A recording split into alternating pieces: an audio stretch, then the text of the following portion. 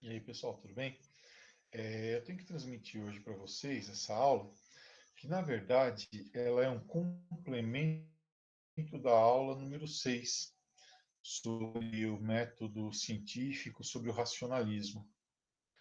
Nós vimos lá o René Descartes, racionalismo, né?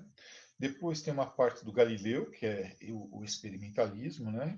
Quer dizer, a forma de provar as coisas através da prática, né, do exercício prático, e não apenas da especulação teórica. Vimos David Hume, depois fomos lá para o empirismo do Locke e tal. E agora ficou faltando um cara chamado Francis Bacon, que é um cara muito importante, tá? Ele está na página 28 da apostila de filosofia, do livro de filosofia. Não precisa nem fazer nada, é só prestar atenção nessa aula aqui. E depois, quem quiser ler alguma coisa dele, tem no livro Os Pensadores, né? Bacon, tá? É só procurar. Tem um pouco da biografia, do método. Tem um livro dele aqui chamado A Nova Atlântida. Então é um bom livrinho esse aqui, ó. O pessoal que está à toa, isso aqui vende no centro por R$ 1 e tem de graça na internet. Bom,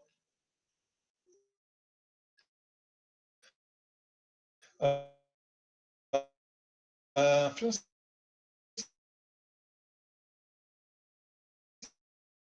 Bacon, então, aproveitar aqui uma apresentaçãozinha que eu tenho sobre o Bacon. Ele é um filósofo inglês, né? Um filósofo inglês da época do século XVI para o século XVII, tá? Então, do século XVI para o século XVII, uma tradicionalíssima família inglesa, né? O pai dele era o guardião do selo real, que era uma espécie de carimbo, né? Que legitimava as decisões do rei. O próprio Francis Bacon foi procurador-geral da Inglaterra, foi fiscal-geral da Inglaterra. Isso acabou depois rendendo a ele alguns inimigos poderosos, né?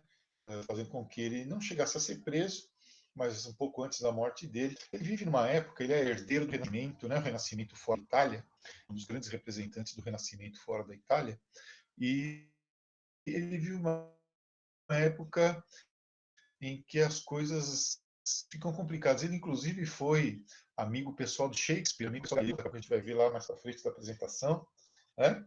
E ele, o Shakespeare, vocês se lembram, né? Ele vive aquela dúvida existencial, né? Ser ou não ser, né?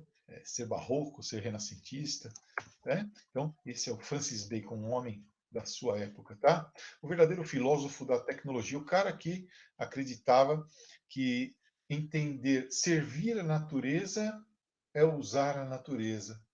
Você não deve mudar o ritmo da natureza. Você deve aproveitar dos movimentos da própria natureza, dos fenômenos da própria natureza, e aí levar isso para o bem-estar das pessoas. Criar máquinas, criar inventos, criar sociedades, tudo de acordo com o ritmo da natureza. Por isso, tecnologia, né? Então, você observa o Newton com a lei da gravitação, o Galileu lá observando as estrelas, o telescópio, o Hooke lá na Holanda, né? Inventando lá o tataravô do microscópio. Tudo isso, essa efervescência acontecendo nessa época, né? Então, nós podemos dizer que dentro dessas doutrinas do Renascimento, dessas características que nós vamos ver daqui a pouco, o Francis Bacon foi um dos aplicadores disso tudo. Tá? Vamos ver então, aqui, ó, a primeira coisa que ele faz é olhar para a Grécia Antiga e falar mal do nosso querido amigo, o Aristóteles, né? Uma crítica violenta ao aristotelismo. Ele dizia que o aristotelismo, a filosofia toda ela, até então praticamente, ele respeitava um pouco Platão, toda a filosofia havia sido de base especulativa e que aquele momento histórico era ideal para uma nova forma de enxergar o mundo, tá? Que o método dedutivo teria que ser substituído, que a filosofia meramente especulativa, que não provava nada na prática, tinha que ser também ela substituída. E ele se propunha isso, né? Ele era um cara em nada modesto, né? Teve uma boa educação, estudou em Cambridge, no Trinity College, depois em Cambridge, enfim, de uma família de nobres. Vocês vão ver que ele tinha projetos bem grandiosos, tá? Até porque, como eu já disse, ele vivia a época dele, né? A época do Renascimento fora da Itália. Então, se vocês se lembram da aula sobre Renascimento, uma das características do Renascimento é exatamente a negação de tudo que for medieval, o antimedievalismo. Também eles são, no período renascentista, contra o misticismo, né, metafísico do período medieval. Tá? Acreditam que a natureza tem a sua própria lógica e que o homem pode interpretar a seu favor essa lógica. Por isso o utilitarismo, né? Nós dizemos que o Bacon foi um dos precursores do utilitarismo. Tá? Vamos para frente aqui. Ó. Olha o Francis Bacon. Só que antes de instaurar de fato, né, antes de instaurar de fato essa coisa importante que é o método indutivo, que ele chama de a grande instauração, né? É preciso destruir os ídolos da era anterior, os preconceitos que impedem o homem de se tornar realmente sábio. E ele se propõe a isso criticando o livro O Organum, de Aristóteles, lançando simplesmente o novo Organum. Ele vai bater de frente com Aristóteles, o que não era uma tarefa fácil, você há de convir comigo. Ele diz que precisa destruir quatro grandes ídolos. Primeiro, os ídolos da tribo, que são as nossas sensações, os nossos sentimentos. A intuição não ensina nada, os sentimentos não ensinam nada, os sentimentos são falhos, o que é de um jeito para um é de outro jeito para outro, o que é de outro jeito para... Sabe? O que um ouve, o outro não ouve, o que um fala, o outro não fala, o que um... Então, esquecer completamente o que os seus sentidos te informam. Segundo, os ídolos da caverna, né? Aí aquela referência ao mito da caverna platônico, que são nossas opiniões pessoais, já que nós somos como aqueles prisioneiros do fundo da caverna platônica, né? Olhando para o fundo da caverna, vendo as sombras e achando que aquilo ali é realidade. É preciso se libertar disso. Terceiro, os ídolos do fórum. Fórum, né? A praça pública, o local das discussões, onde as opiniões dos outros acabam nos influenciando a respeito da nossa forma de ver o mundo. E, finalmente, os ídolos do teatro. É preciso eliminar a filosofia especulativa, a filosofia que fica lá fazendo representações sem se preocupar se aquilo tem algum apego à realidade ou não, se tem alguma conexão com a realidade. Então, é preciso eliminar os quatro ídolos, né? O ídolo da tribo, da caverna, do fórum e do teatro. E no lugar desses ídolos que você eliminou, você deve colocar, aí sim, fazer a grande instauração, né? A grande instauração, um novo método, totalmente apoiado na investigação.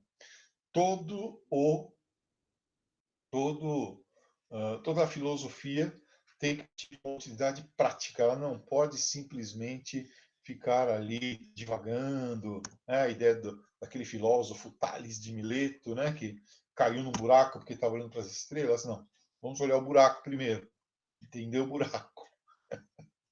Bem, e o segundo pressuposto, partir da realidade, como fazia aqui o amigo pessoal dele, com quem ele se correspondia, o Galileu, partir da experiência prática, do empirismo. Olha lá, empirismo. Então, racionalismo, empirismo. Depois nós ainda vamos estudar o criticismo kantiano, né? Então, a razão é que deve guiar a reflexão filosófica, tá? Tudo tem que partir da prática, ser testado caso a caso, e esses casos que acontecem, que não acontecem, na sua singularidade, unidos então na pluralidade do universalismo. Foi o que o Galileu e o Newton fizeram, né? E a ciência como um todo faz até hoje. Observar a natureza, só que de uma maneira absolutamente imparcial, de uma maneira que não deixe nenhum preconceito tomar conta de nada. É um instauratio magna, a grande instauração. observação metódica da natureza, da realidade, vendo os fenômenos que acontecem, os fenômenos que não acontecem, vendo as condições em que eles acontecem. E a partir daí, relacionando os casos particulares aos universais. É o método indutivo, que é usado até hoje na ciência, no lugar do método dedutivo lá do Aristóteles. E você universaliza as conclusões. Aqui são mais os detalhes das obras de Bacon, para ver que ele foi um intelectual completo, né? Obras jurídicas, literárias e filosóficas, né? Como procurador, ele escreveu aí os elementos das leis comuns da Inglaterra, casos de traição, traição no sentido da traição política, né? Aprendizado e leitura do senhor Francis Bacon sobre o Estatuto, a lei comum e os seus usos. Depois, na literatura, os ensaios, as cores do bem e do mal e da sabedoria dos velhos, né? Sabedoria antiga. Nas obras filosóficas, essas são as mais importantes de todas, né? O Novo Organum, o Instauratio Magna. Também nós vamos ter uma importantíssima, que é a Nova Atlântida. Eu recomendo até a leitura para quem gosta de sociologia. O grande legado dele, né? Após a sua morte, vamos ver aqui a morte primeiro. Então, em 1626, já tinha caído em desgraça, né? Tinha sido acusado de corrupção, etc. Ele cai em desgraça, um frio danado em 1626, contrai pneumonia e acaba morrendo, sepultado, quando você for à Inglaterra, vocês que viajam muito para a Europa, St. Michael Church Island, na Inglaterra, ele é enterrado lá. Aqui eu coloquei uma cronologia dele, que tem a morte do pai marca o início da carreira política dele, assumindo o lugar do pai, tá? Depois, os cargos que ele assumiu, ó, procurador, fiscal, lorde conselheiro, lorde guardião. A data de publicação do livro mais importante para a filosofia, o Novo Organo. Em 1621, quando ele cai em desgraça, ele também se torna barão de Santo Albano e morre em 1626, tá? Não há dúvida que há um legado aí, né? Há um legado, uma herança que o Francis Bacon deixou. O Locke vai seguir os passos dele, Newton, tá? Mas eles podiam ter feito isso por sua própria conta. Podiam, né? Mas ele veio antes. Ele escreveu antes, ele se arriscou a peitar Aristóteles, os filósofos medievais, a igreja, e conseguiu deixar um legado importantíssimo, né, para todos nós, né? Então, isso é sempre muito importante que você perceba como, às vezes, o legado não está claro. Eu fui discípulo de fulano. Mas ele foi o primeiro, ele foi o pioneiro. Teve erros e tal, mas foi o pioneiro. Tá bom? Essa é a nossa aulinha. Eu acho que agora nós completamos o quadro aí, né, dos empiristas e racionalistas, né, com Descartes, Hume, os caras, o Bacon, tá? Locke, e também com os contratualistas, né, Hobbes, nós já vimos aí, Hobbes, Locke, Rousseau. Tá? Então foi pesado, foi denso. Tá? Sobre esse cara, só prestem bastante atenção nessa aula e aproveitem também essa revisãozinha aqui. Ó, tá? Lembrando então, Francis Bacon, né, ó, linhas gerais, tá? Uma família de nobres, ele foi então barão de Santo Albano, foi também visconde de Verulam, né? O Francis Bacon faz uma violenta crítica ao aristotelismo, tá? Por ele considerar o aristotelismo especulativo, quer dizer, sem ligação com a vida prática, e por utilizar também o método dedutivo, né, que pega uma parte, o Sócrates, e a partir de Sócrates explica o todo. Tá? No lugar dessa filosofia meramente especulativa, ele propõe derrubar os 4 grandes ídolos da tribo da caverna do foro e do teatro: os sentidos, as opiniões próprias, as opiniões dos outros, os discursos que tentam te enganar e as especulações sem conexão com a realidade. Essa nova proposta, através da grande instauração, ele propõe no livro Novo Organum, em que o método indutivo, aquele que observa a natureza e depois relaciona o funcionamento dos casos particulares, as relações entre os particulares e a teoria geral, até chegar numa proposta que melhore a vida do homem. Tá? Então, essa é digamos assim, são os grandes vetores, né? Vamos falar assim, vetores, né? Essa palavra, estou usando muito essa palavra ultimamente.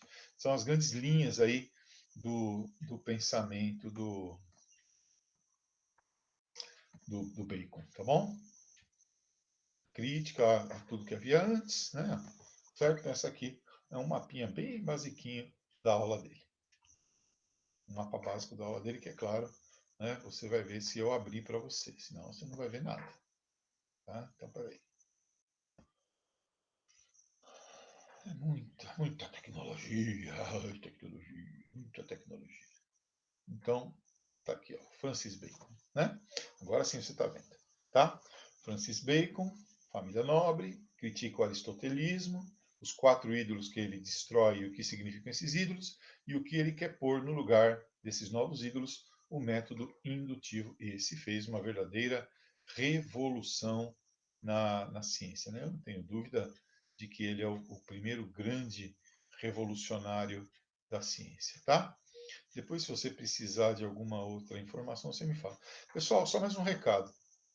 Vou fechar aqui. Nem sei porque eu estou fechando. Mais um recado que eu queria dar para vocês.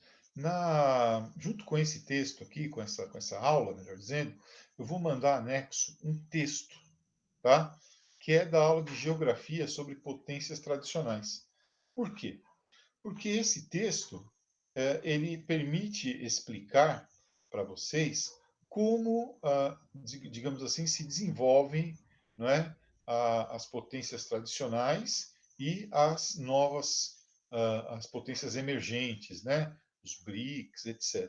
Então é interessante que você tenha essa leitura também. Eu falei que ia mandar, acabei sem. Então vou mandar hoje, tá? A leitura, provavelmente, né, que deu origem a essas 2 aulas aí, as potências tradicionais e as potências emergentes para vocês, tá bom?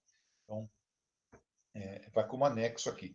O anexo, então, o anexo que vai nessa aula, não é um anexo da aula de filosofia, é um anexo de geografia. E também um videozinho. Vou anexar um videozinho de 46 segundos que eu fiz aqui, rapidinho, uma animação que eu fiz a respeito do calendário da Unicamp. Mandei um já para vocês, né, o calendário do Enem. Espero que vocês tenham assistido e tenham anotado as datas. E agora a Unicamp também divulgou o seu calendário. Eu fiz uma rápida animação, uma linhazinha do tempo muito rápida, tá? Para que vocês possam ter essas datas aí à disposição de vocês, tá bom? Com o valor da taxa de inscrição e como tomar ciência e entrar em contato com o vestibular da Unicamp. Então vai como vídeo. E o texto para a aula de geografia sobre as potências tradicionais. É isso. Feliz Páscoa, namastê, falei muito.